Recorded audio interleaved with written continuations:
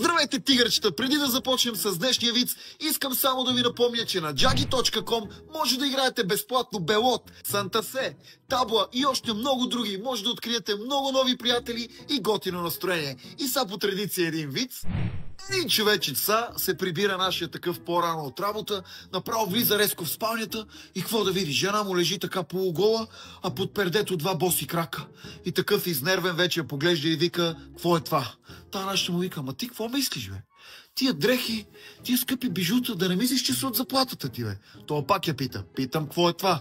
Абе, ей, то апартамент, тия скъпи коли, да не мислиш, че са от заплатата ти? Нашия пак: питам те, какво е това? Абе, човече, та позиция, дето я спечели на конкурса от твоята работа, да не мислиш, че така я спечели. А то нашия погледнал и вика: за последен път те питам, защо то човек седи с боси крака на тия студени плочки?